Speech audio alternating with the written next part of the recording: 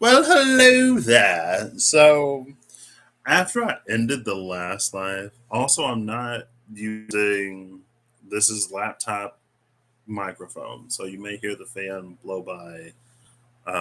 The sound is just so much more vibrant than when I'm using the headphones, so I decided to go with that one today.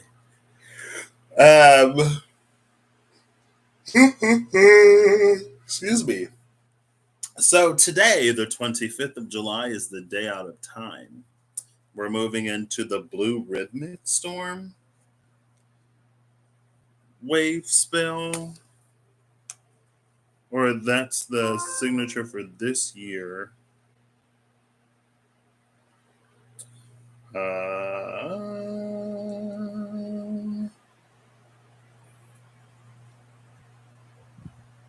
And it was the white overtone wizard last year. What's the thing for today?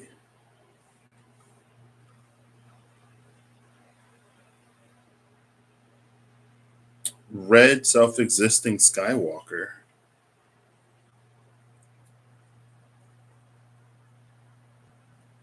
The galactic affirmation for today: I define in order to explore. Measuring wakefulness, I seal the output of space with the self existing tone of form. I am guided by the power of universal water. I am a galactic activation portal. Enter me.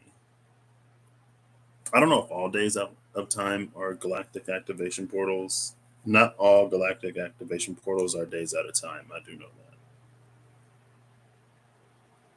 Red self existing Skywalker is what navigates us from white overtone wizard to blue rhythmic storm. Oops. No, that was last year. Never mind. I didn't change the year. So last year it was the red self existing Skywalker. This year it's the white overtone mirror. And the affirmation is: I empower in order to reflect, commanding order. I sew the matrix of endlessness with the overtone tone of radiance. I am guided by the power of death. This is not a galactic activation portal, which answers the question. Last year it was a galactic activation portal on the day out of time. This year it's not. This white overtone mirror is what takes us from the white overtone wizard to the blue rhythmic storm.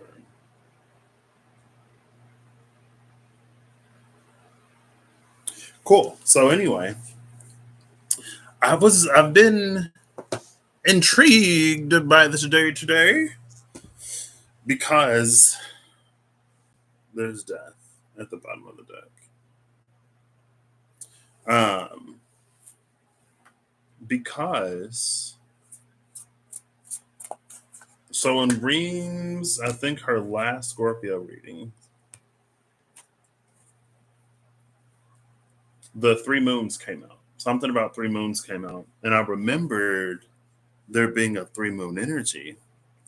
This is what I was referencing about yesterday. And so I went back and I was on my laptop, thankfully, so I could catch the preview. I was like, I know I saw it when I was using the Witch's Tarot, but I couldn't remember which card exactly it was. So I found it on 410. It was the High Priestess.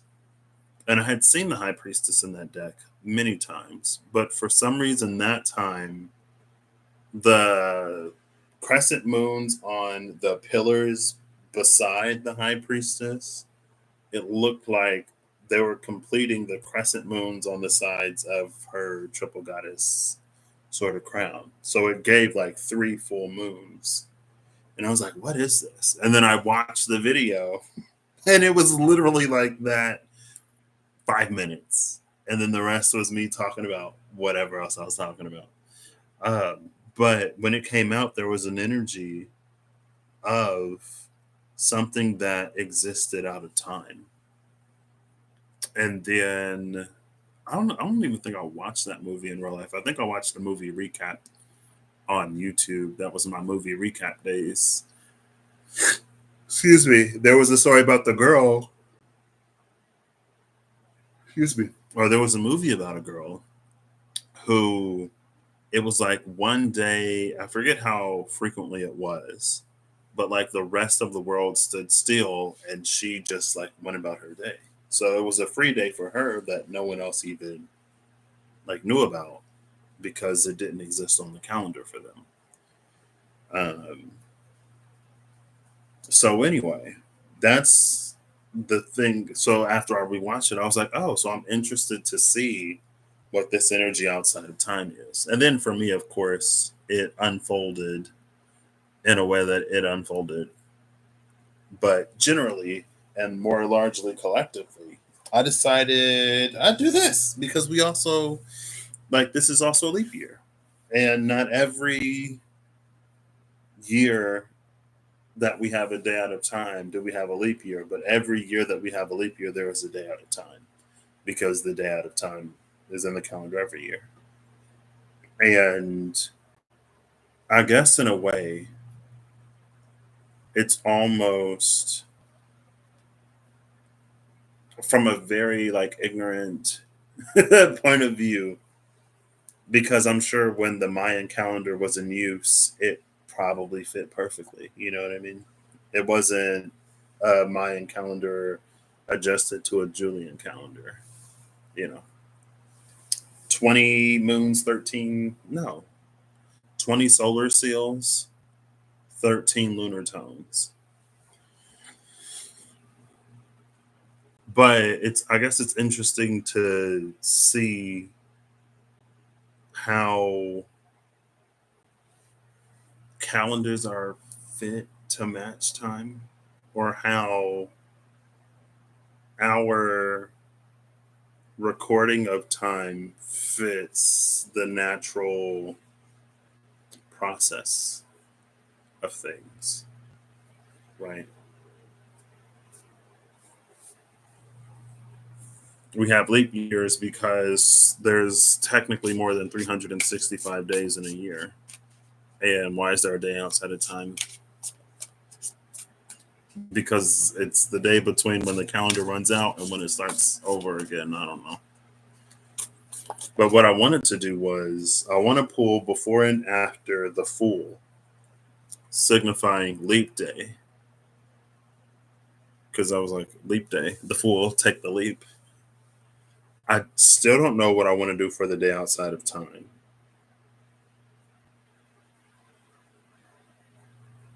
And I don't think there's another zero. I'm going to do the High Priestess for the High Priestess. And then I guess we'll see. I kind of wish I had another deck that I brought with me, like the Mystical Shaman Oracle cards or something, but I don't. So we'll see. I'll do what I can with what I have. Um,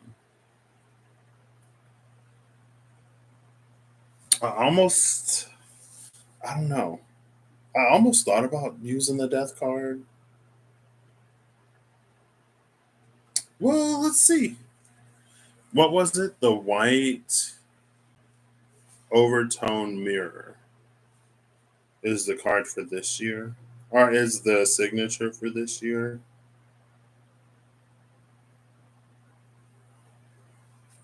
I empower in order to reflect commanding order. I seal the matrix of endlessness with the overtone tone of radiance. I am guided by the power of death. I guess I am guided by the power of death. It is the death card. I had the thought, it came out at the bottom. So we're going to do the Fool for Leap Day, Death for the Day Out of Time, and then the High Priestess for whatever.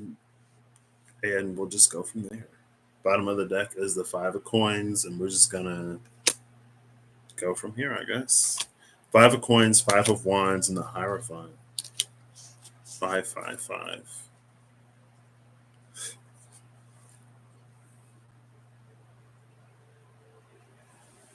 This is such an interesting energy.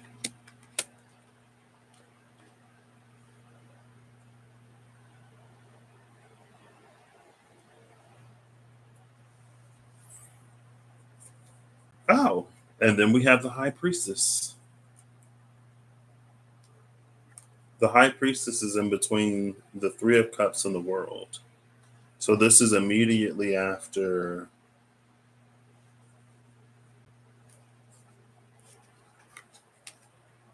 this Hierophant.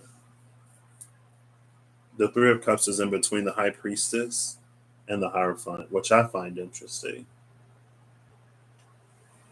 And they face each other.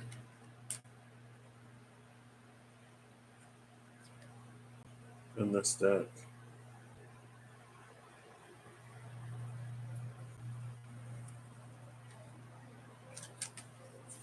I think I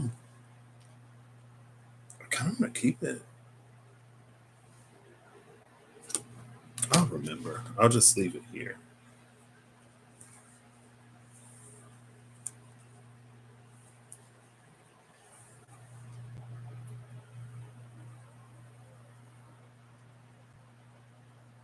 There's almost. This is giving me 2 plus 3 is 5.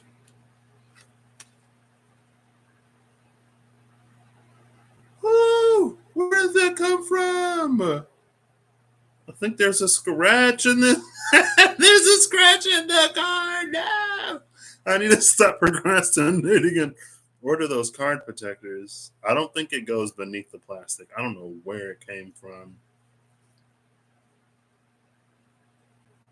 We just saw the Hierophant. Venus and Aries. We saw the Hierophant.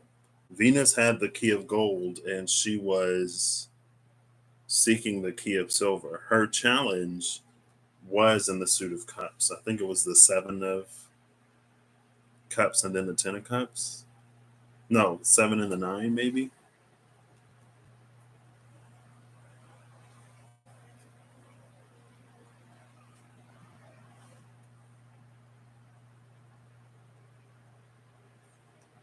But there's something almost about like the High Priestess and the Hierophant fusing to create this world energy. And it's like it's these two wands, two batons, two whatever's that she's holding. The one from the High Priestess and the one from the Hierophant. I don't know. High Priestess is in between the Three of Cups and the World, which is a 3-3. 21 is a 3. 555, 3-3. Let's keep going. Oh, and then there is death. So it was this way. The King of Chalices, death, and the Two of Chalices.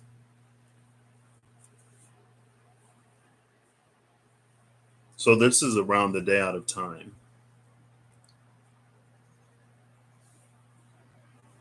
And then we're looking for the Fool for Leap Day.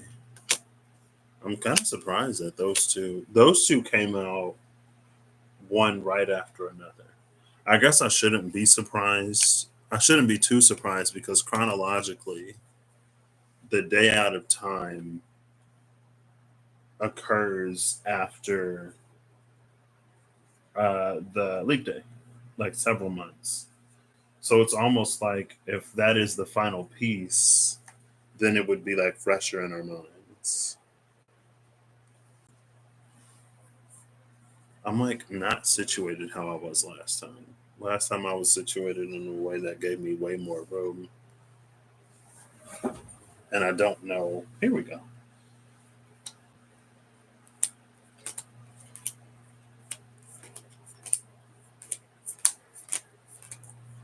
And I was, because this is what I'm going to do after I ended the last one. I was like, oh, this is like perfect. I could have did it without the video to really signify that like mystical element. But then I decided to do it with video if there's anything that I can just show you, you know, to interpret in a way that is for you to interpret. So we have the Queen of Wands, well, the Ten of Wands, the Fool, and the Queen of Wands when it comes to Leap Day. Outside of that, Judge. Oh, okay. Okay. There's a lot of fire. So the Nine of Swords, Nine of Cups, Nine of Swords, and the Magician. The Magician and Justice. I may be able to read these cards. Okay. I'll set these here. So leading up to this,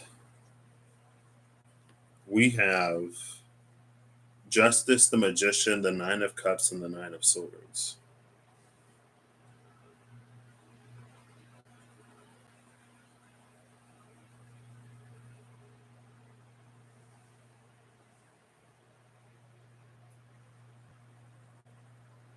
I think what's interesting is usually in the Nine of Swords, the person is facing to the right, but in this deck, she's facing to the left. So if she's facing to the right, usually we could say that that's like some anxiety over the future because typically right is the direction of the future.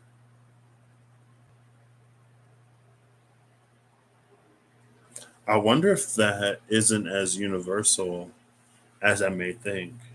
Because when we're writing, when we read in English, we read from left to right.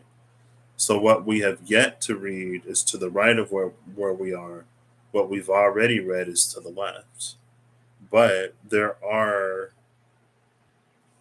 languages where it's read from right to left.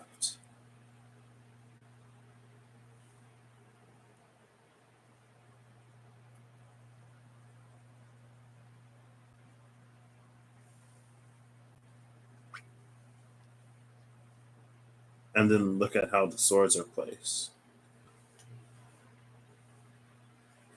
It's like her bed is spinning. Because it's like if you would imagine, so she's looking at the hilt of the sword, or I guess it doesn't matter. No. The hilt of the sword is where her head is, right? So it's like it starts on the left, but then it moves to the right, and it's like this thing that, so it's almost giving me like the bed is spinning. And then we have this curtain of the veil that is like billowing. So as the curtain of the veil shimmers or billows or does whatever, it confuses this Nine of Swords energy. It's almost like, I think there's a fish. Is it a fish or an insect or a bird? There's an animal that their scale, it has like scales or something that reflects light. Or it has some kind of pattern and it's like it'll shake. And as it shakes, whoever is looking, assuming it's usually a predator, the predator that's looking at it gets confused, almost gets like dazed because of the way that the lights are sort of flashing and moving. And this is giving me this energy. Like as the veil shimmers, it causes this person to get almost like a vertigo.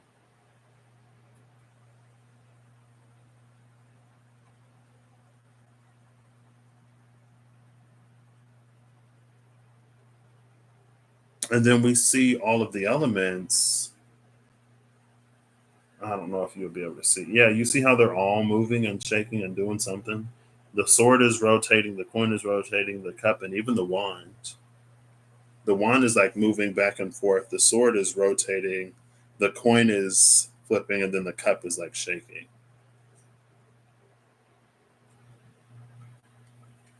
And then justice is here before the magician.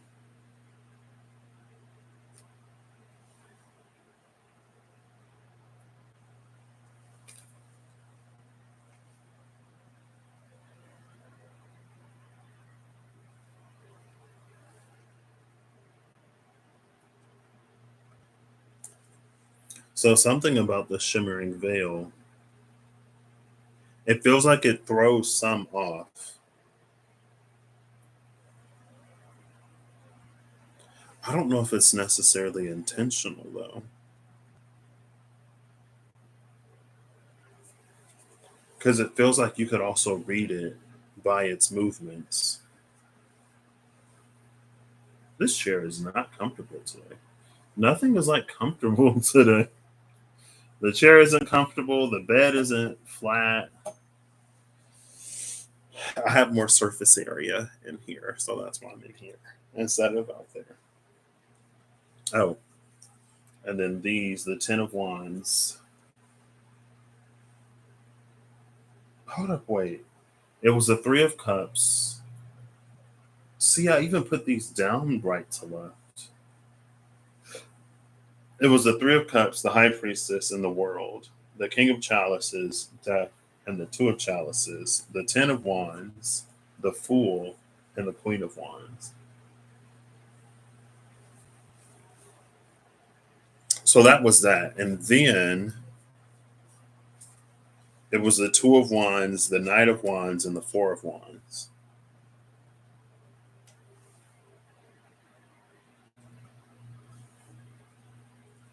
Followed by the Ace of Wands, Judgment, and the Six of Wands. After the Six of Wands is the Ten of Wands. Like, this is so Wands heavy. This is Mars and Venus and Aries with the Knight of Wands in between them, which could be Sagittarius, mutable fire. And then we have the Ace of Wands, Judgment, and the Six of Wands. Six of Wands might be, I don't know who the Six of Wands is. I can't remember. Somebody in Leo. I don't think it's Mars.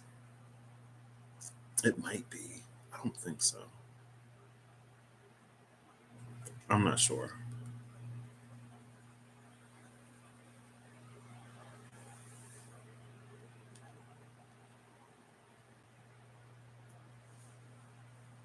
Like, this is a lot of fire. And then again, the Fool is in between the Ten of Wands and the Queen of Wands. And it's interesting because the day out of time is in between the King of Cups and the Two of Cups. Leap year or leap day is in between the Ten of Wands and the Queen of Wands. And even around the High Priestess, it's the Three of Cups. So it's like there's all this water up top, and then it's fire heavy in the bottom. And again, it's giving me that energy from, I think it's the Magician and the Tarot Apocalypsis. How it's like how heavenly fire becomes water. And that's taking me back to this energy. How like the shimmering veil throws this one for a loop. Almost because it feels like it goes beyond things aren't as they seem. Again, it's that energy of like, if we're used to reading from left to right, it would make sense that the right is typically associated with the future and left is associated with the past. But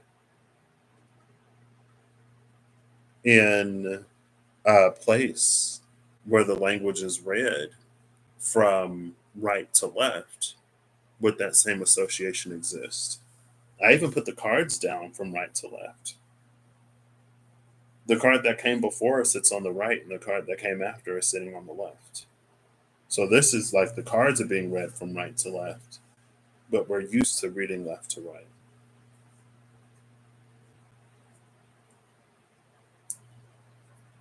You know, generally. Again, after the Queen of Wands is the Sun and the Ace of Coins, followed by the Tower and the King of Wands. Seven of Wands is behind that, and the Six of Chalices is behind that Seven of Wands. So there's a little bit of earth and a lot of bit of fire, even after this.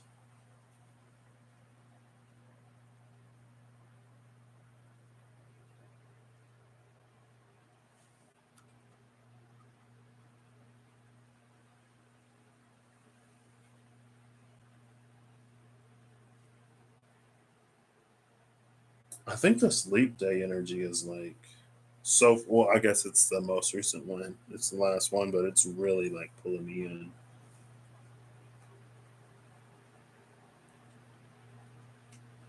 There's something that the Queen of Wands does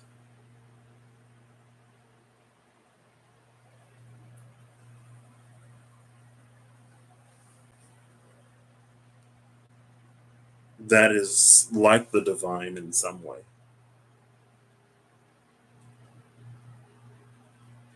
And when she's recognized, there's something that she's given with this Ace of Coins. The thing that the Queen of Wands does is she blooms this sunflower, and her radiance is such that she can sustain it. And that's something that the sun typically does. This is a way in which she is like the divine, or part of the at least the divine creation.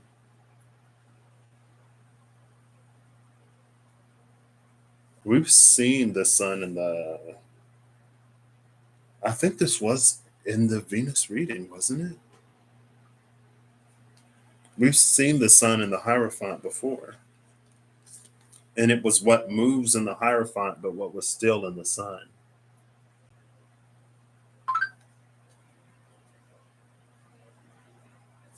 And I think,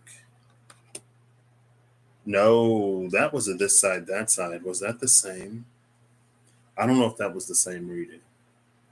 Because we saw the Queen of Wands. That was Mars and Uranus, is where we saw the Queen of Wands.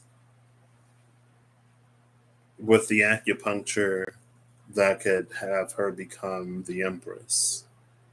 Again, her initiated into major arcana, her initiated into the major arcana.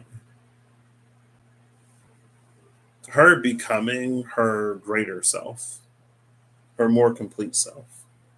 If the Empress is all queens and the Queen of Wands is one of them, then when the Queen of Wands becomes the Empress, she integrates with the other uh, queens, right?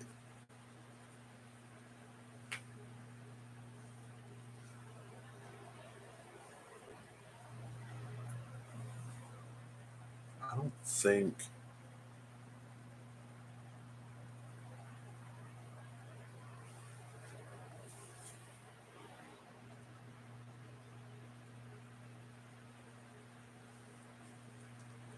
the black cat and the Queen of Wands symbolizes her ego, her shadow, her dark side. She is at peace with it. And it's like it's present in everything that she rules, but it's not acting out. It sits just as patiently as she does, which takes me back to the videos that I put in the community posts on the community board yesterday. I just finished The Magicians again, and I've talked about, of course, I don't remember where it's come up every now and then, but I've talked about how in that show, they say that internal circumstances can overcome any external circumstance. She says, like a master magician knows that external circumstances aren't always going to be favorable. In fact, sometimes they're going to be hostile. But the internal circumstances are the things that we can control. And this, of course, it fit into the Venus or Mars taking a backseat to Venus as she does something, but it's because Mars doesn't have to compensate or overcompensate for anything. It's like Mars can love itself because that Venusian part of love is now within it.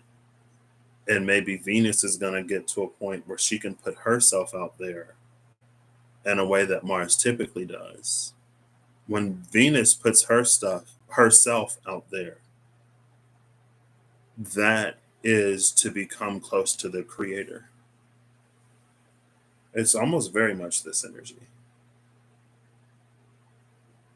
because it's almost like our human idea of what love is and our human conception of love is very, very different than that which created everything.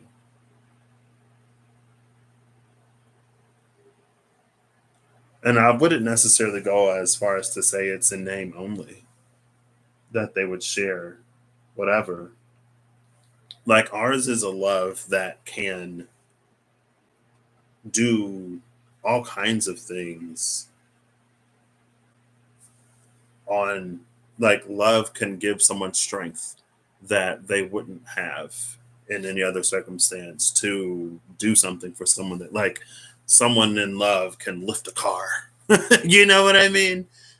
uh and be that like a love for a child or whatever, they can accomplish the superhuman. Love can get us through things that we may not be able to make it through without it, but it's like divine love that has the power to create literally universes and life and all kinds of things. It's like to a different degree.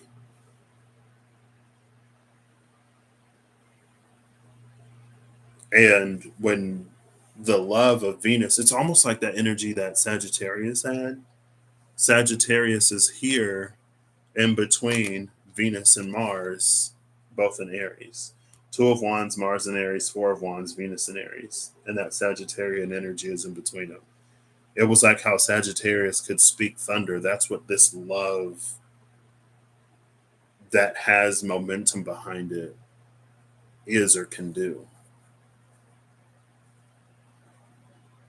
But again, it feels like whatever this love is, it's not love how we think about it, or it's not love how we feel it, or it's not love how we conceive of it. Because it's almost like, in some ways, the love that we think of when we think of love, generally, everyone has a different conception and idea of what love is. But generally, when we think of love, love is almost like passive. And there are things that we do for those that we love, and there are things that we can do again because of love. But love is almost this passive, very stagnant, non motive force. It just kind of sort of like is. And it draws things into it, but it doesn't necessarily like go out and do things. This is like a very active, very, it's like feminine but masculine energy.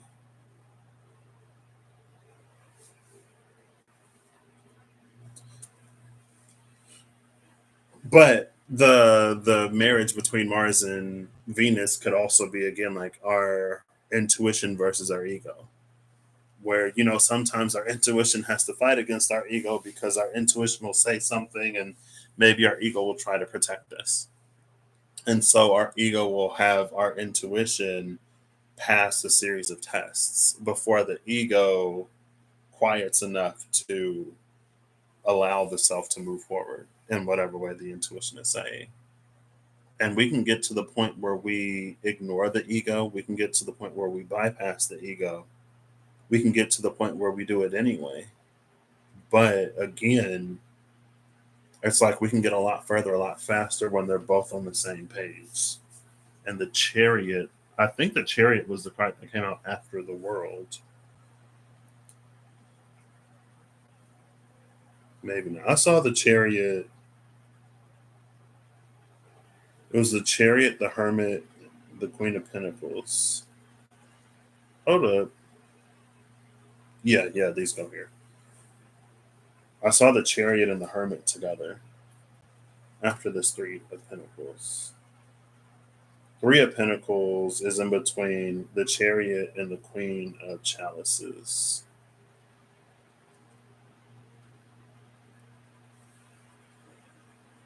Oh, there's the King of Coins. This is like court heavy. It was the Knight of Swords, the Page of Wands, the King of Coins. Oh crap! I just dropped the card. Oh, the Nine of Swords. That was at the top. Are these all in different suits? They are all in different suits. So after the world, it was the Knight of Swords, the Page of Wands, the King of Coins, and the Queen of Cups.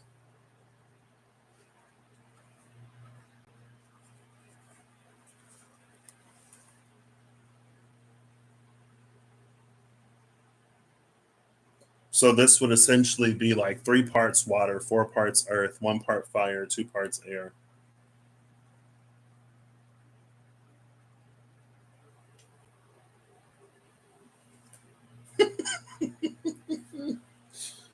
LOL. How interesting. What an interesting combination.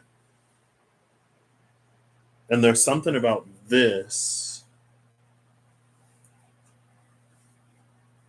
that it's almost like it's the right combination for this. How all the elements are like spinning.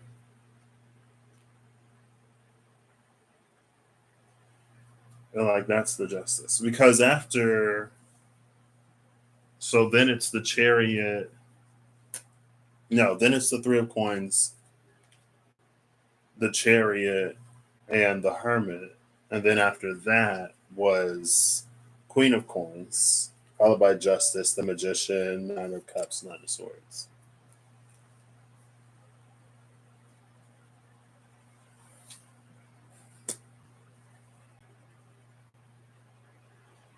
This is so interesting. I just watched Shutter Island, like the last part of Shutter Island yesterday. And they mentioned the law of four. Because we have these 4 cards, which is all of the different levels of the court at different in different elements. And then we have these 4, which is the chariot and the hermit flanked by the Three of Coins and the Queen of Coins.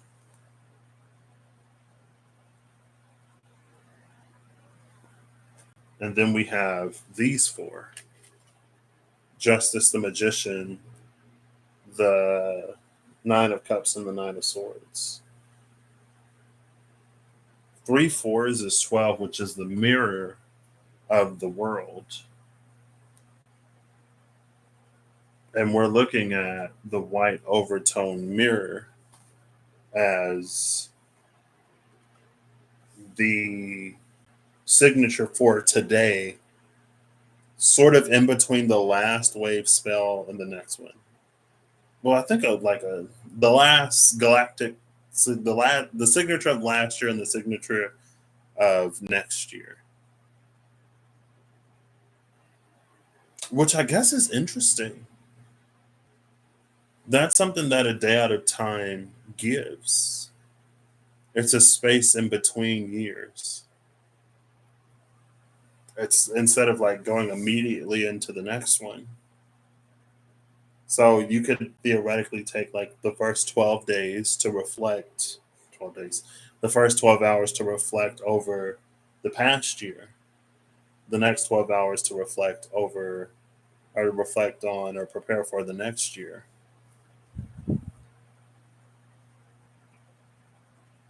With the overtone tone of radiance, and here's the radiance in this. The death card was at the bottom of the deck. I am guided by the power of death. I seal the matrix of endlessness.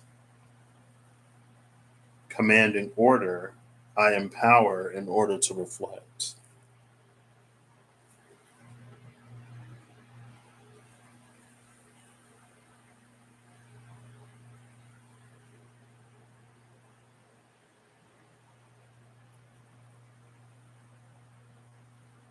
Guided by the power of death, and with the overtone tone of radiance, I seal the matrix of endlessness, commanding order.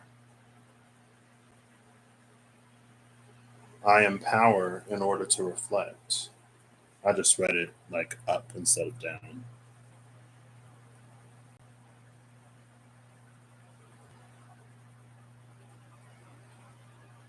There's something about The white overtone.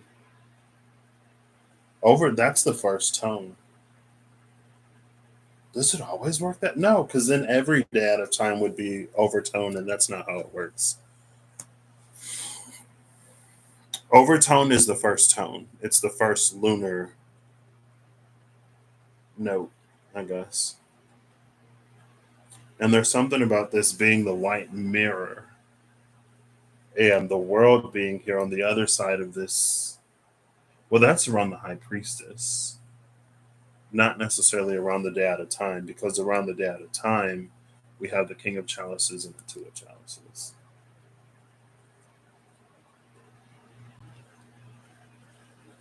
That's a DC 10.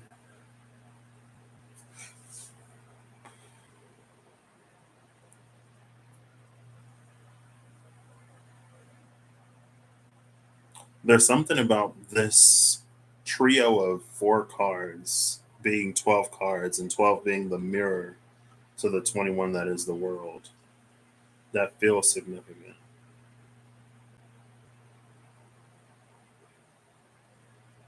So it's almost like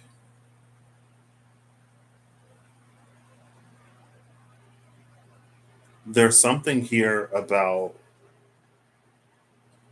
if we think about the veil, there's something here about this side of the veil, like the side of the veil that we're on and the other side. There's something about like heaven and earth. But there's something about heaven and earth, and it feels like a lot of times we either try to make our heaven on earth, meaning we create, manifest the life of our dreams or whatever, or we try to make earth like heaven, meaning that it's almost like a piousness to the extreme. But there's something about this that feels like it's about a marriage of the two. It's like we try to make one the other, but we don't necessarily try to take a middle path because it's easy. And there's something about this because it's the Three of Cups. So this is like upper, lower, and middle. The energy of the Three of Cups, much like the energy of the Three of Coins, is one of collaboration. It's where every individual has a say. So it's not for either side to dominate a conversation.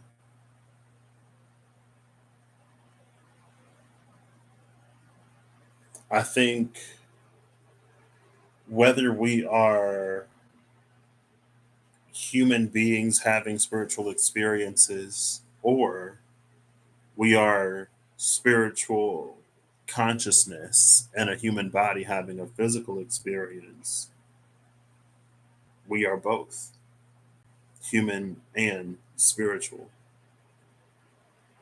And it's to be both. Extrapolated, of course. How this applies specifically, I don't know. I don't even necessarily know what I'm reading.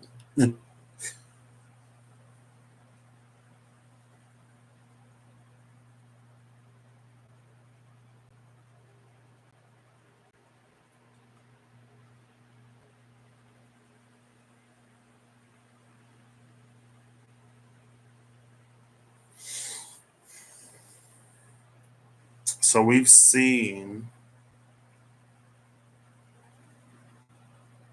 the whole court of fires here. We have the Page of Wands, the Knight of Wands, the Queen of Wands, and then the King of Wands, and another four. Four after the Queen of Wands.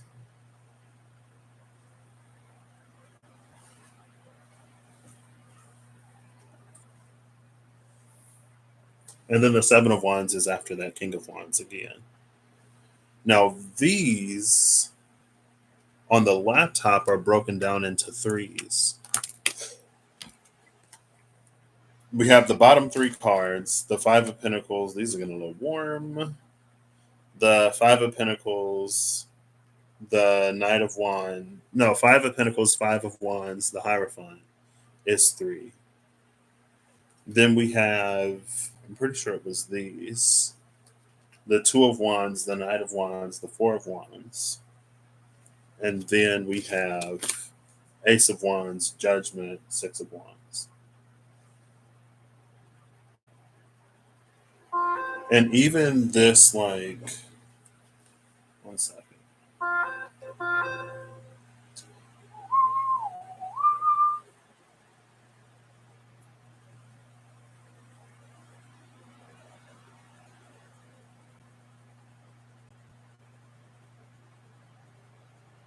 Uno momento, por favor. Momento, por.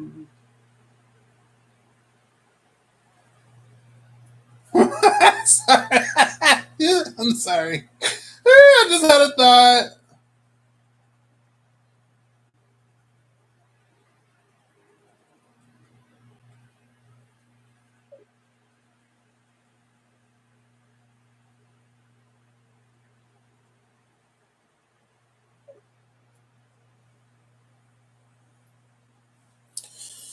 Um. Okay. Sorry.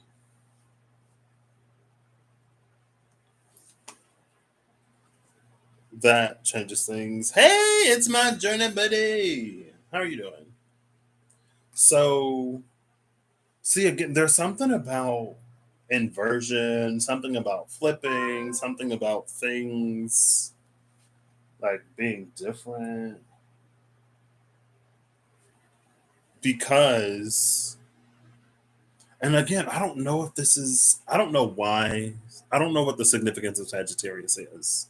When I run through the zodiac, I just run through the zodiac. Is it sun, moon, and rising? Is it a transit in that sign? I don't know. I just read it. I could dig into it. Sometimes it's more obvious. Like when I read Taurus, and it felt like it was because the North Node was going to be moving into Taurus. Like that also played a part. But like this is how we think of love and the magic of love. This is how we go about creating. This is how we go about manifesting. This is the human way of doing it.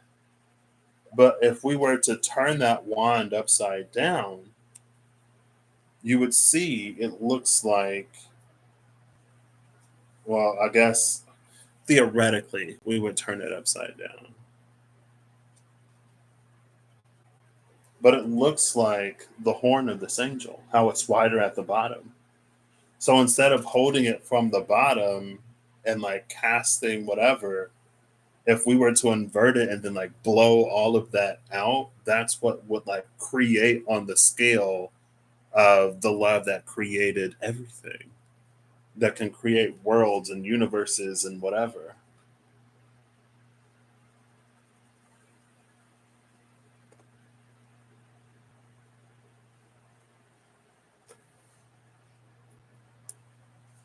And I also don't think it's probably, I would assume it's not something that we always have to do, right?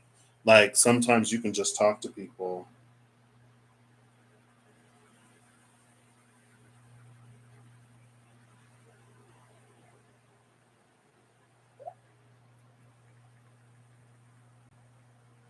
One second.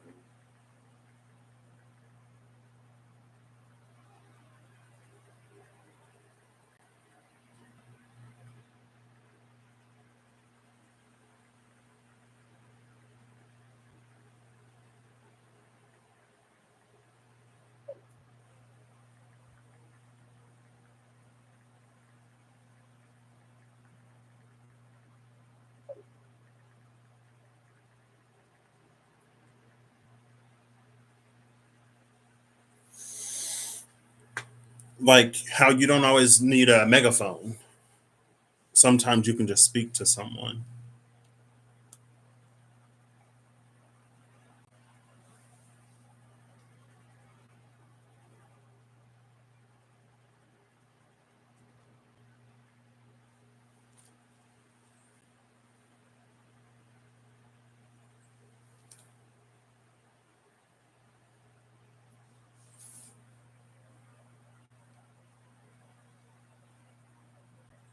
I feel like I'm not like the day out of time itself. I still haven't gotten to. I feel like I've got the high priestess part, and I got the leap day part more or less.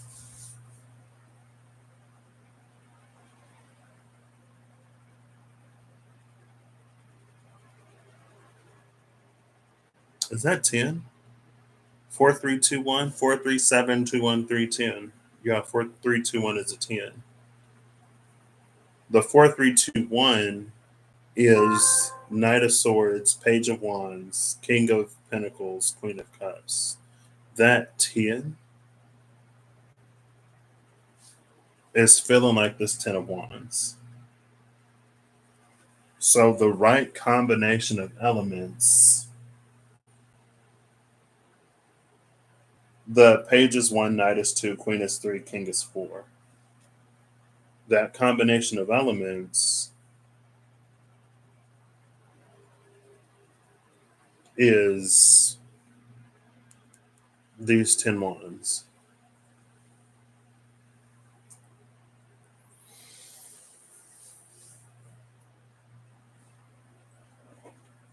One second.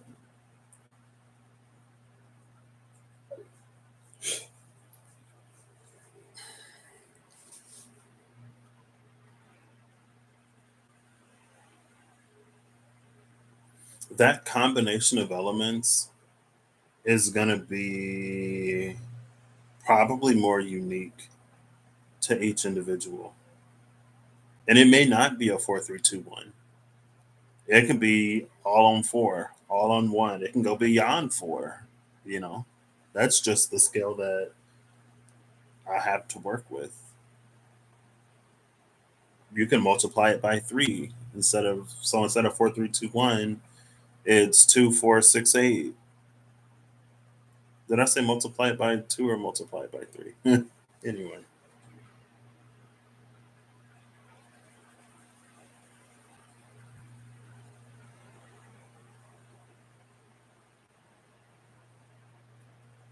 And again, it probably changes.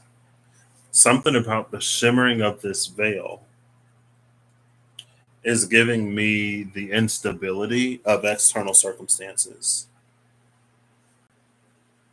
in that show.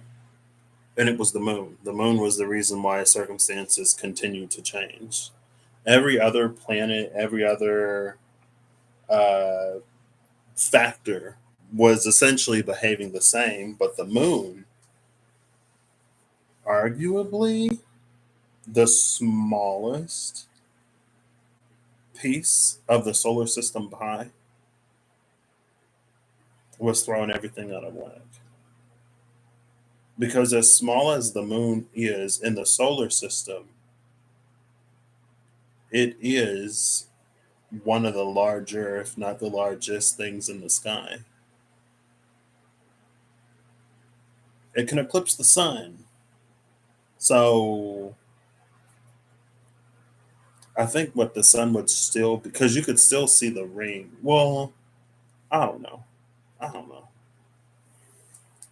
But it's because of its proximity to us anyway.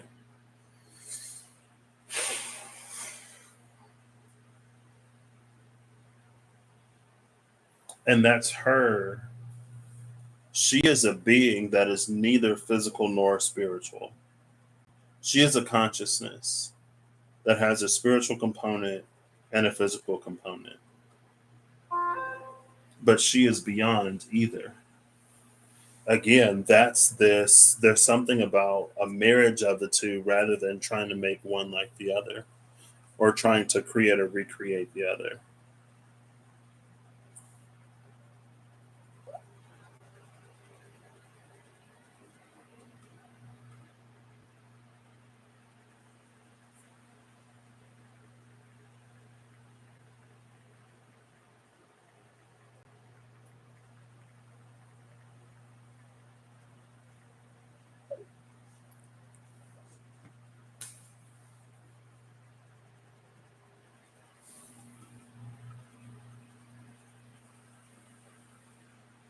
Okay.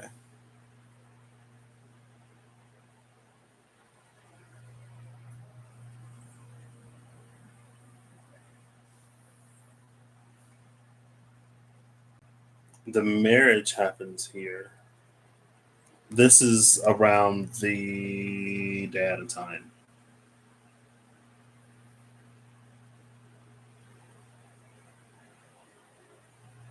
We also see the Queen of Chalices, the King of Chalices. I think we have both the Queen and the King of Coins.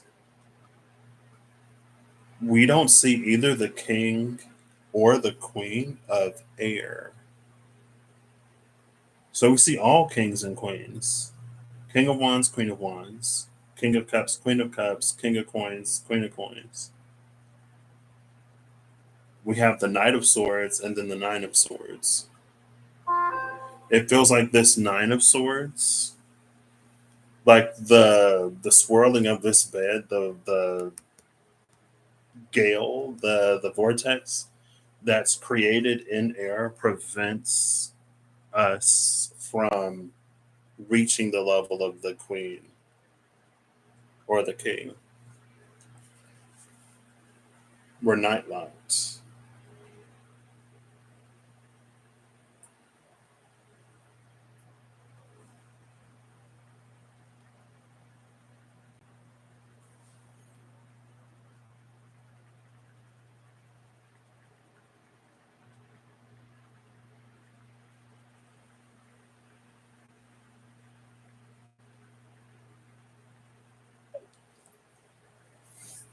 Like being tide locked, night locked.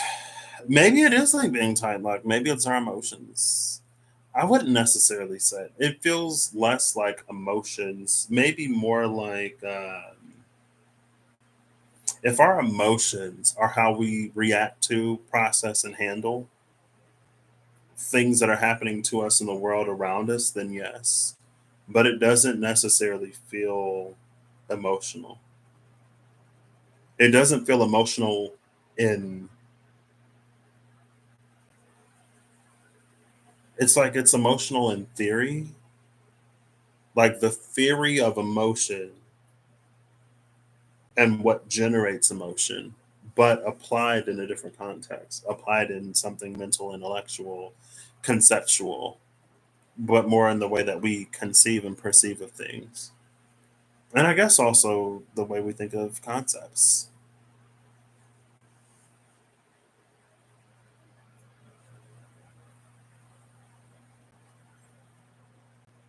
And again, this is that master magician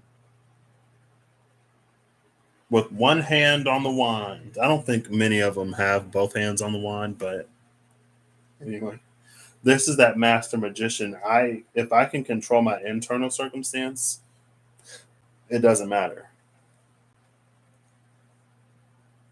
And then we have that sun come in. I don't know if it's the horse and the baby, or maybe she is the baby on the back of the horse.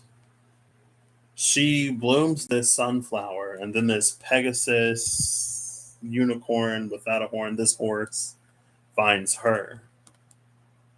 Now she'd be a baby again because she's being initiated into something much greater. Again, for me, the Ace of Coins symbolizes. Hey, David, how you doing today? For me, the Ace of Coins symbolizes more often than not Earth or the world. It does it more than the World card. World card came out. I didn't think of the world at large really at all. Kind of, but not really. Again, there was something about this. Instead of waving the wand around and like drawing, etching, like this is sketching, this is like a spider paint, whatever. And it feels like that's what, again, she has the power. When she could create a single sunflower, now she can create an entire world. And it's almost like, uh, to a certain extent, everything is the same. But it's just when you combine a different number of elements, you get something different, right? If we think about the atomic, the periodic table, theoretically, everything that we perceive of, conceive of, and even the things we don't see, if you combine the right elements and the right configuration, you can get anything.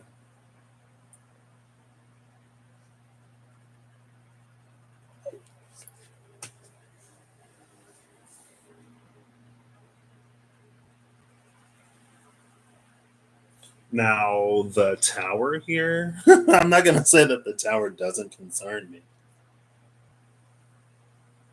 The tower has been this ominous energy, just sort of.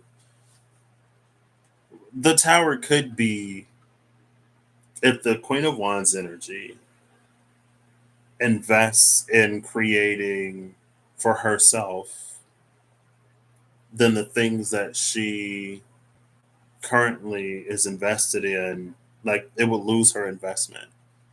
And will it be able to stand without it? Who knows? But ultimately, at the end of the day, there are some things that are not like, it's this Ten of Wands energy. The Ten of Wands is burden versus responsibility. If it's for you to take care of, it's a responsibility. And regardless of how burdensome it may be, you are still responsible for it. If it's a responsibility that is not yours, but you carry it anyway, then it's a burden. And you can drop it whenever. And maybe that's what this tower energy is kind of sort of referencing. That which is the Queen of Wands is responsibility, and that which is a burden on the Queen of Wands. And again, because the King of Wands is here, it feels like there's something very enticing that comes in for that Queen of Wands. Something that's like on her level, something that can match her freak, her vibe, her energy.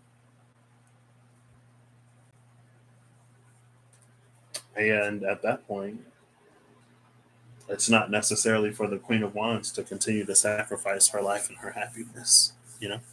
So, cool.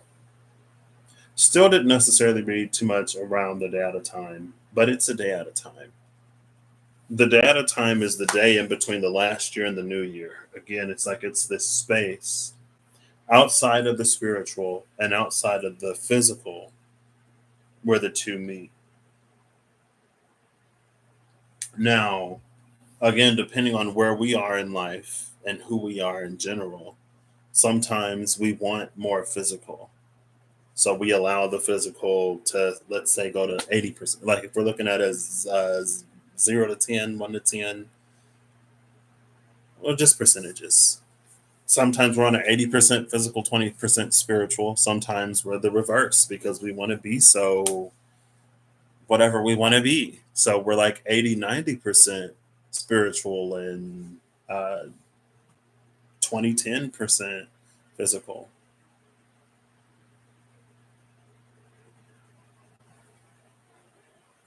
But again, it's like we don't even have to think about it that way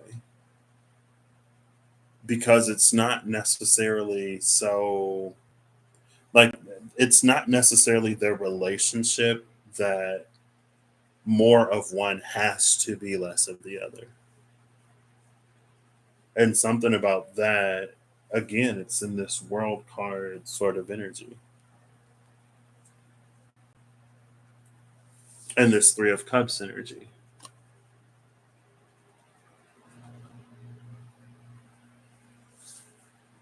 Like it's not either or, it's both and.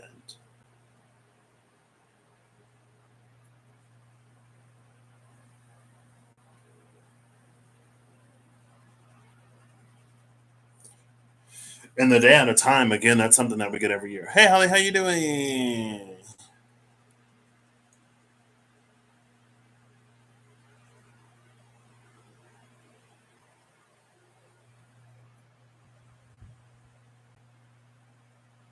Cool.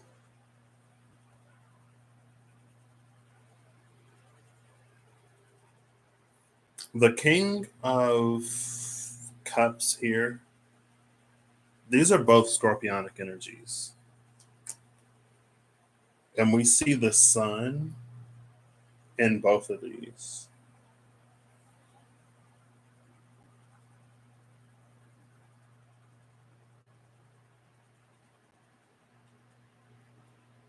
But here, like the King of Chalices is actually at the bottom of the ocean. That's what it's feeling like. And there's a light that's even down there. So there's something about the day out of time that can.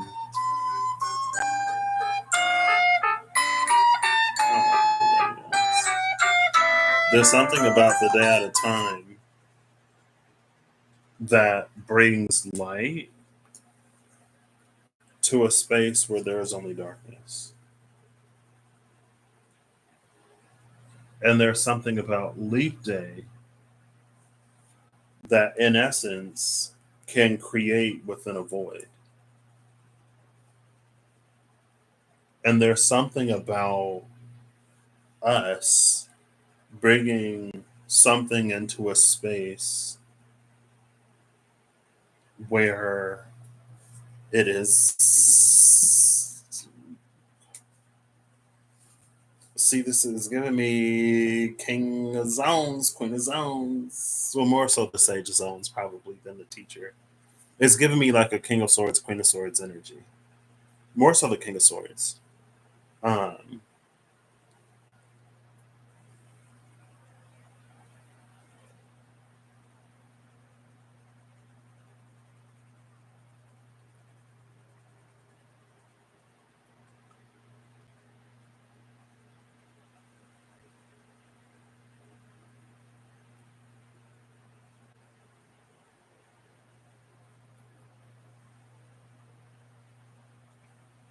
in the way that it's able to do that.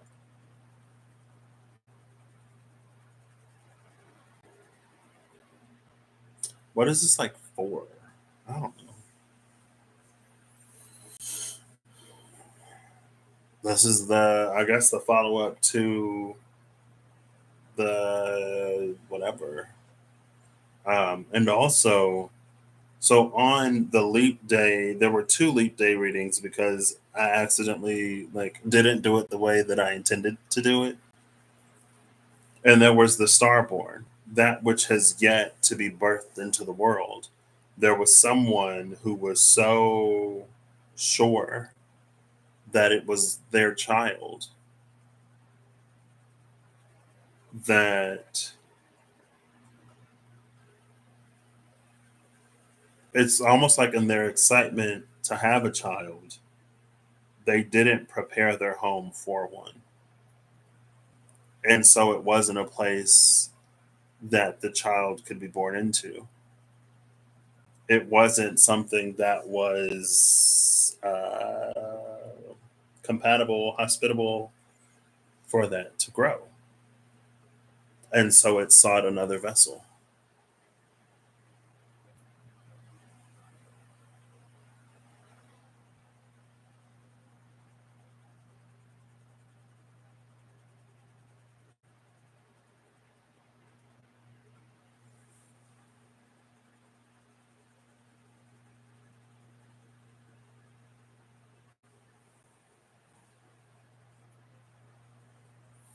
Let's look at Blue Rook next. What I'm seeing here is somebody forcing something open. And it's these Ten of Wands. It feels like this Ten of Wands is supposed to be like like you could say cells in a bar. In a bar. Bars in a cell. And this person is like strong man bending them open. Now that is a card, and is it the tarot? It's one of Cyril Marchetti's decks. There's someone who's like, I'm pretty sure, like bending bars open.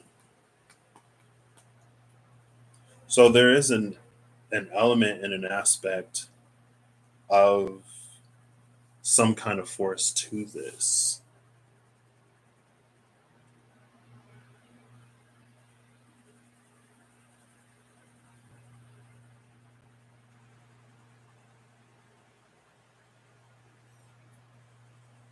And it doesn't necessarily have to be forceful, but there is an element of a force. There's an element of a presence here.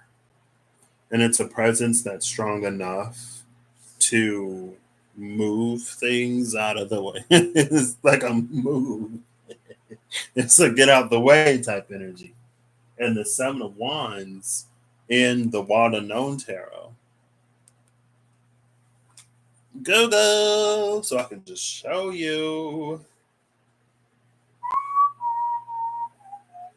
Seven of Wands, Wild, Unknown. Blah, blah, blah, blah, blah, blah. It's this card. It's like this energy. And again, that's a light in the dark.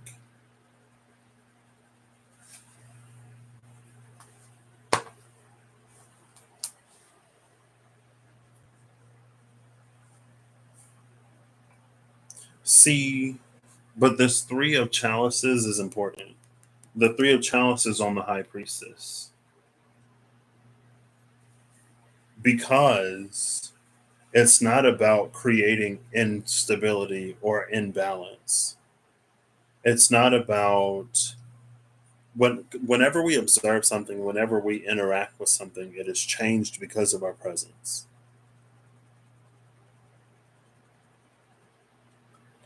This isn't, again, just like the physical versus spiritual, it's not necessarily as something becomes more spiritual, it becomes less physical. Because from certain lines of thinking, everything in the physical has a spiritual component. And if everything in the physical has a spiritual component, then there is no way, technically, kind of no way to become more or less spiritual because the amount of spirit remains the same ish. But more so, like as something gets more in the physical, there's a spirit there. Now, you can get into types of spirits. You could get into, the spirit of things that are generative versus the spirits of things that are like chaotic or whatever. And I could see us looking at something that has a spirit that is more chaotic and deeming it to be like physical or whatever, or vice versa. But anyway, the point is like it's not about like this Queen of Wands doesn't create in the void and turn the desert into the rainforest. This King of Cups doesn't bring light into the darkness and create day where it is night. This is a campfire. This is an oasis. These are things that come into a space that find a symbiotic, harmonious, almost coexistence. They don't disrupt the flow, but they do bring something different. They kind of like break it up more so than like crash it.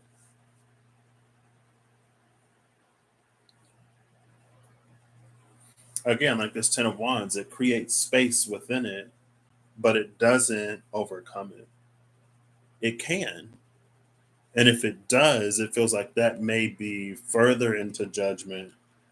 But it's like there's this sweet spot in between judgment and the Ace of Wands that could be the Six of Wands. The last in the trio that I feel like I've barely talked about. It's like as much as you need to be comfortable, as much as is necessary. I'm getting hungry. I don't think I've eaten yet.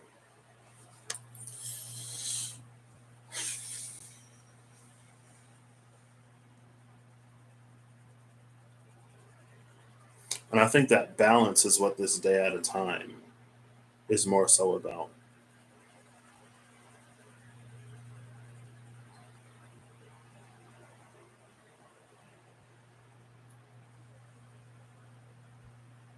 I think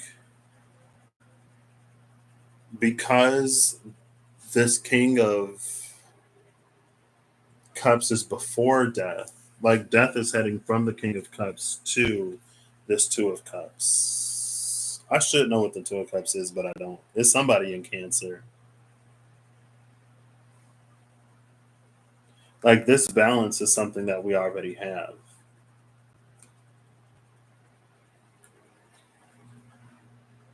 So this day at a time, it's almost more about a reframing or a rethinking.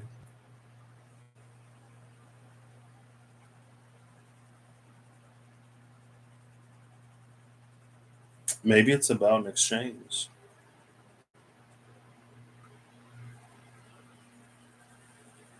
And the two leads to the three.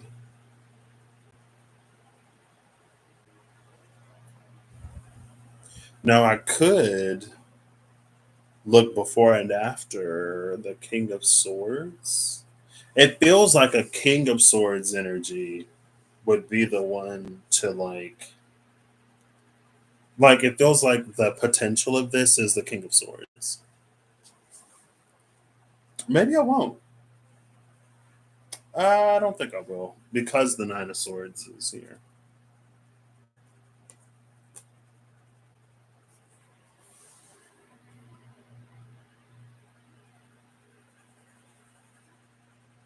Cool. Is this it? Let's see. We'll ask Siri to flip a coin. If Siri says tails, then we're done. Hey Siri, flip a coin, please. Tails. Oh, we're done. Yep. Not gonna dig any deeper. Not gonna go any farther. Anything more specific, again, it's like it's individual. Because this 2143 isn't necessarily going to be the combination for everybody. And I say that again because the Hierophant is here. The Hierophant and the Chariot is such an interesting combination of cards. Because on one hand, the Hierophant and the Chariot is someone who is deeply connected to themselves and deeply. There is no conflict between what they say, what they do, and who they are, and what they believe. Anything that the chariot is doing, any way in which the chariot is moving, it aligns to the deepest, innermost parts of the self. But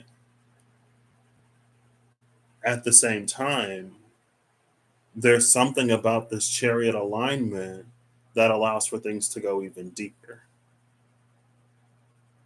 if that makes sense. So it's a hermit that supports the chariot, but it's also a chariot that supports the hermit. Now, the Queen of Coins could almost be more of. I think the King of Coins would be more of our experience on Earth. The Queen of Coins would be almost more like our disposition, how we feel about our experience, and how much we have to give.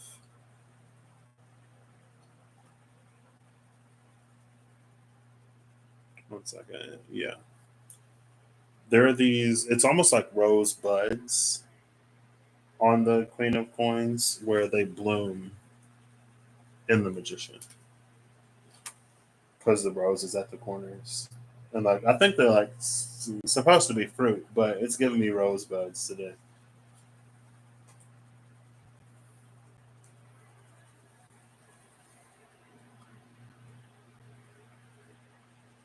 And so, yeah, if there is that reciprocal and harmonious interaction between the chariot and the hermit, of course we would have a more sunny disposition, you know. Because again, we're not acting, saying, behaving, doing anything that conflicts with who we are and what we are to the innermost degree. Why did I go there? I don't know. Oh, because the hermit. I went to the hermit because it's different. The hermit is the affirmer that everyone's balance is going to be different. It's not going to be 2, 1, 4, 3 for everybody. And when we're operating in our mode, I'll just call it a modality or configuration. When we're operating within our configuration, we get a lot farther, a lot faster. We get a lot of momentum with that chariot energy. Because again, there is nothing from the innermost part of the self to the outermost expression that doesn't agree. It's this seamless, resistance free, frictionless, just go. Whenever there's like internal conflict and there are things that we do for whatever reason, but at some level it disagrees with us, that's when like we start to slow things down. But that it's like the ultimate alignment that provides maximum momentum.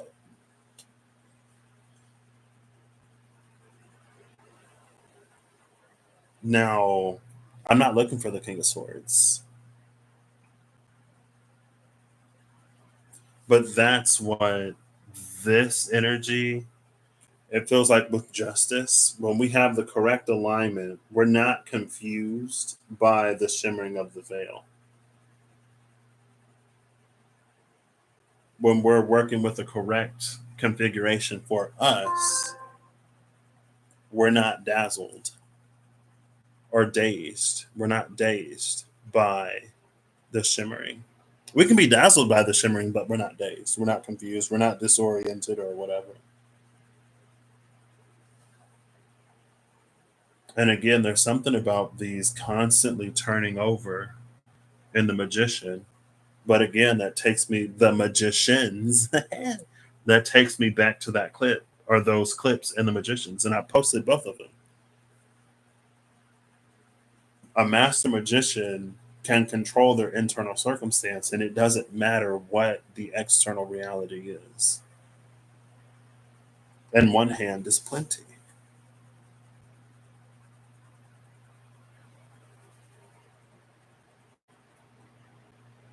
Cool. There was one more thing. So in the Queen of Wands, you can see, I don't know if you can see it, but around her crown, yeah, you see it. Do you see it? I see it. It's like there's these dancing lights around her crown. Maybe you can like barely see them. And around the wand. So this is something, this is almost more like a downloaded, guided type of way to utilize her magic or whatever. Yeah, you can see it. It's swirling around her crown and the tip of the wand. But when she gets to the King of Wands, it only swirls around the wand. But it also creates life. Like the wand itself, like the way that the sparks pop along the wand in the Ace of Wands and in the Queen of Wands, you can see at the tip of the wand. It's like in the Mystical Mondays, you can see in the tip of the wand the like beam of light coming out, but along the wand of the King of Wands, you can see all of those sort of like pop, pop, pop, pop, sparking. You see the thing blooming. You see it. There it is on the this little pink tulip looking thing on the wand, like right here, kind of maybe. There you go. It's like it's to a different degree.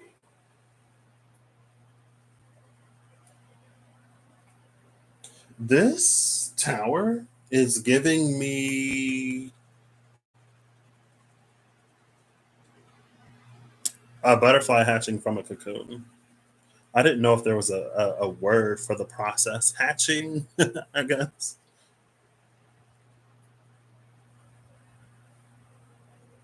I don't know how painful it's going to be. Like, I imagine in a movie somebody becoming a werewolf and it's like painful, especially the first time.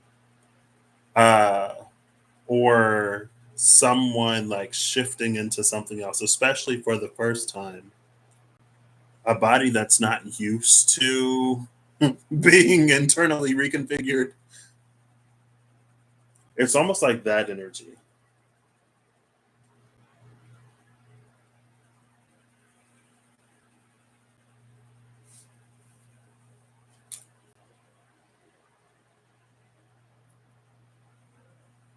It's almost like when you put a coin in a slot and it turns on a pinball machine.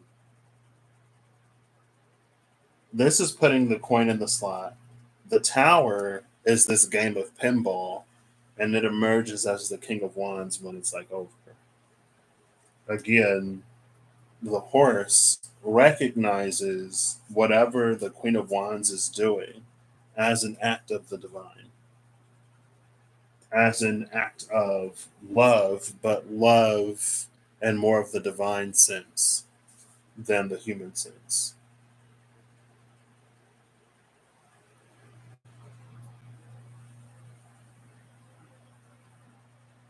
And maybe that is what creates this Nahobino type energy. I'm kind of sort of playing Shimigami Tensei 5 Vengeance. And the Nahobino is like basically when the spirit meets the man, when the consciousness meets the man, they become this super, this new kind of existence. Like this is Nahobino energy. Neither spirit nor man, but both. And both on 100 in such a way that again,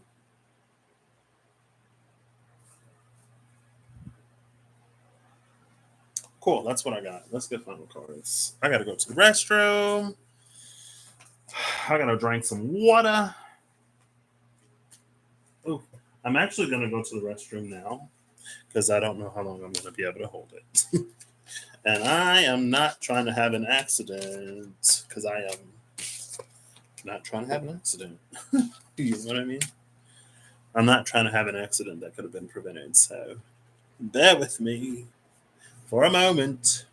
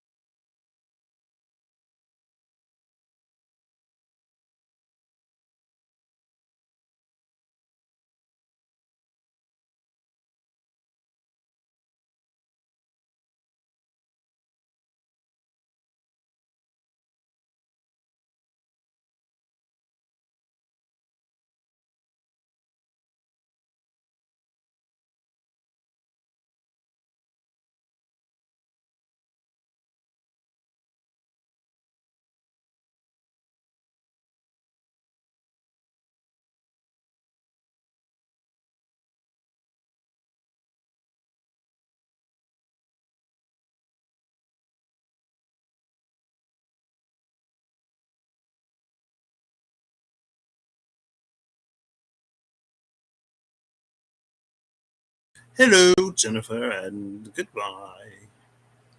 Speaking of, there's a Jennifer that I need to. She's been on my mind. I need to reach out to her. Yeah, I got the right one. Cool. All right, I was putting these cards back.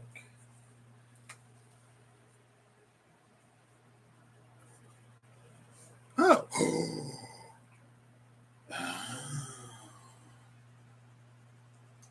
So four after that four, we have Seven of Wands, Six of Cups, Seven of Pentacles, Ace of Cups.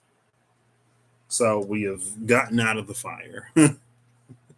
Probably because all of the fire that is going to come out has already came out. Seven of Wands, Six of Cups, Seven of Coins, Ace of Cups. So this is Seven of Wands, Seven of Cups, Seven of Coins. But the Seven of Cups is broken up by the Seven of Coins.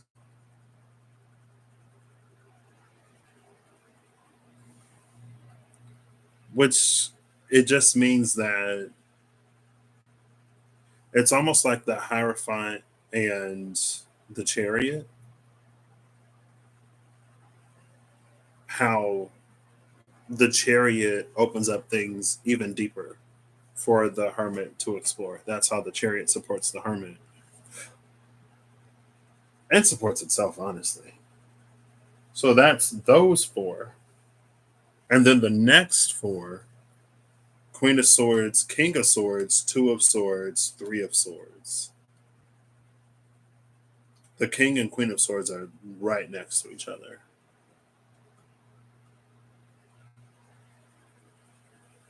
And then four after that, the Moon, the Knight of Coins, the Eight of Swords, and the Wheel of Fortune. With strength after that Wheel of Fortune. I think we went, what, 3 4s before? So this will be 3 4s after.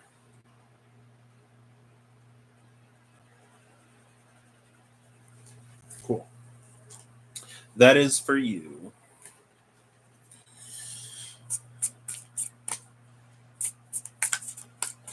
I really need to get those. The reason why I haven't gotten them yet is because on the website that I ordered the cards from, they don't sell a pack of 78.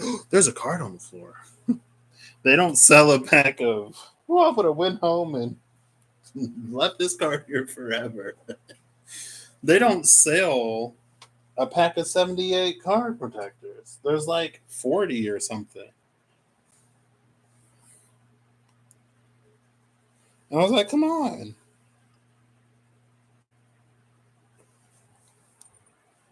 Now, where's this other card? One card, I think, fell out. And that's what reminded me that a card, yep, here it is, that a card had fallen on the floor. The Four of Chalices fell out and reminded me that the Five of Wands was on the floor.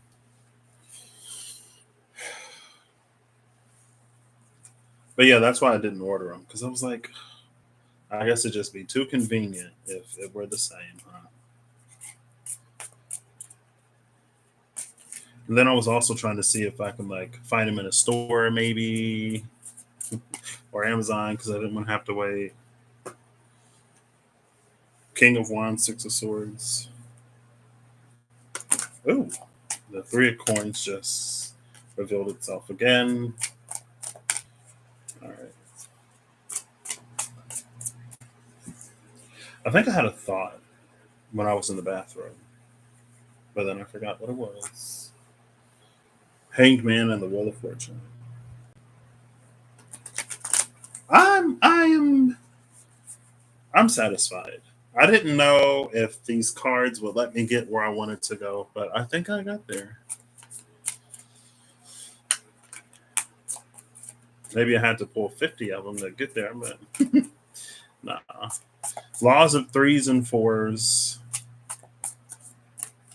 Well, 4 elements, 3 modalities. You know? Water, fire, air, earth, fixed, mutable, and cardinal.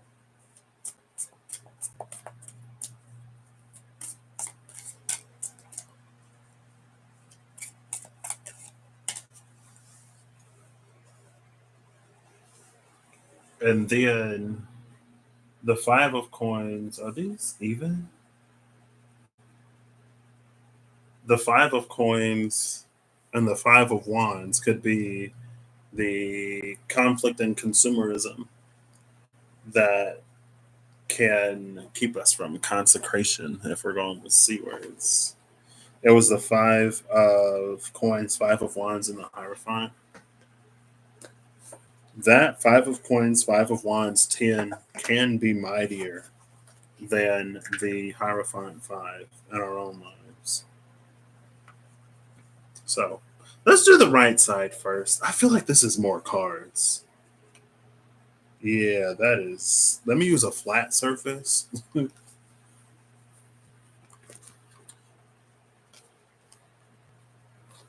Right side first. We have the Six of Swords at the bottom of the deck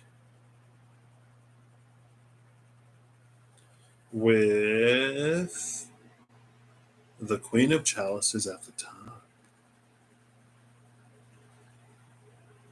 This is giving me a faded day type energy. I think she's smiling. Oh, and then the Hierophant is behind that Six of Swords. Oh. This is giving me My Lover Stands on Golden Sands energy. Someday. Or is it somewhere beyond the sea? Somewhere waiting for me. Type energy. But she looks happy. I don't know if she didn't think this day would come. The Queen of Chalice is also in the SKT. She is my BTFU, STFU, Mind Your Business Queen. She is the queen that comes forward whenever it's important for us to assess whether or not we are ready and are prepared to face whatever lies beyond her. And it feels like her happiness is because we are navigating to her door. She guards a door that no one else may enter but us. At least as the BTFU, STFU, Mind Your Business Queen. It's not for anyone else, not even the reader, to see because it is so deeply sacred to the individual.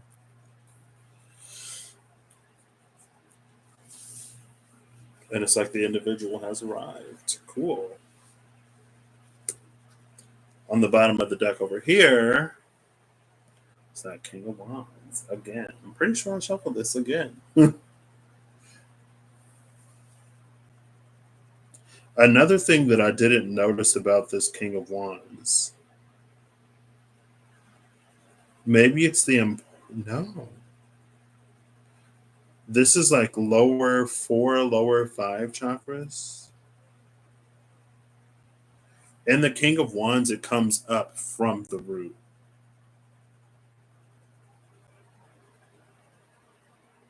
You see it? It's coming up from the root.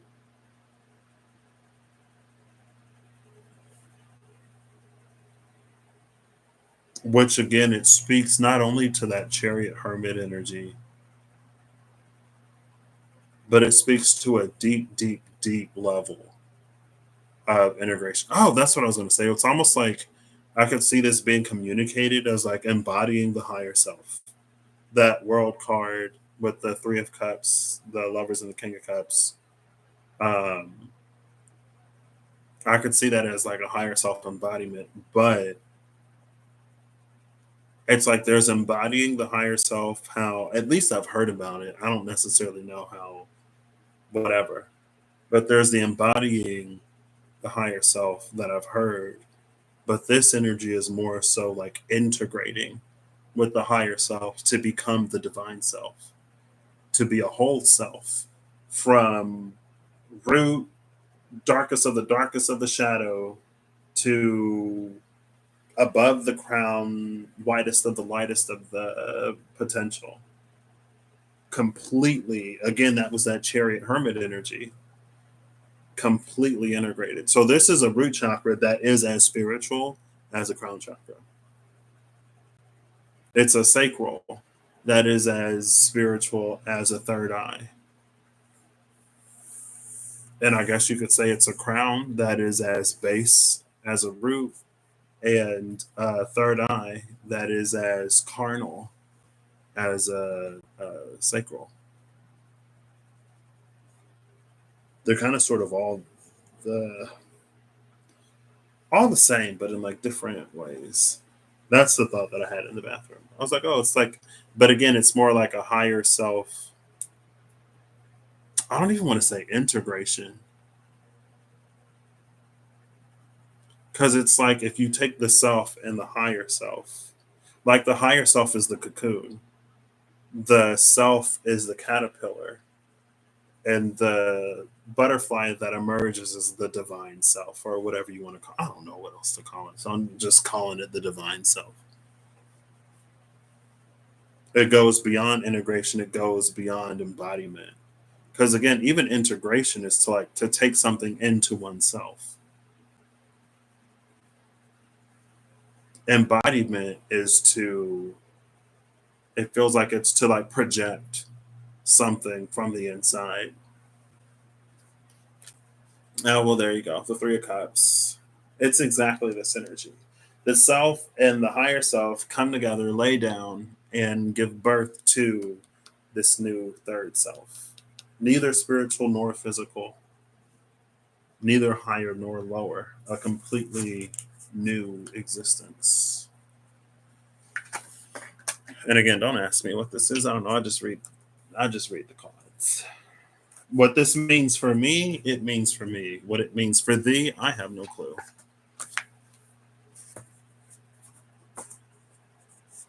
So yeah, that's what we got. I hope y'all have an amazing whatever whenever you see this. I hope you're acting in alignment to make all that you wish to experience your reality. I hope that whatever you need along your path journey and what you find. And I hope you comfortability and an okayness with being who you are, and not needing, and I like, while I love to do something that's a little bit more fantastical, or a little bit more like I don't even know what this could mean remotely, I also recognize that it's easy for us as people to get whipped into the fantasy and the whimsy and the woo woo of something, and to more or less become derailed because of it, you know? Because again, like, who wouldn't want certain things? Who wouldn't want to be the super special, rare, unique? I was this in a past life, whatever. You know what I mean? Like, I feel like there are very few people that are like, yeah, I was a peasant in a past life that lived a miserable life, and I am so stoked about it. You know, we're all kings and queens and special. But again, not to say that we all haven't in some way, shape, or form played certain roles, but it doesn't. I don't know. That's why. That's why. I don't know. I don't know what this looks like. I don't know what this is. I could be whatever. You know.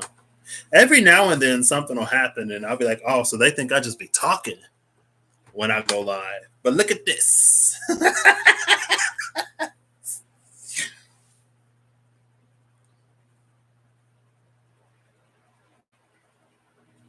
It would have been cool if it moved on the box. On the box, we see the magician as stationary. But in the card that we just saw, we know that these elements aren't. We saw them flipping and shaking, and it's like, what is it? There's like vibrational energy. It's like vibrational, translational. Like if something moves, am I making that up? I feel like it's a thing. And then I feel like there's three things, but maybe it's just translational and vibrational, because what else would it be? Anyway, all right, I'll catch y'all later. Bye.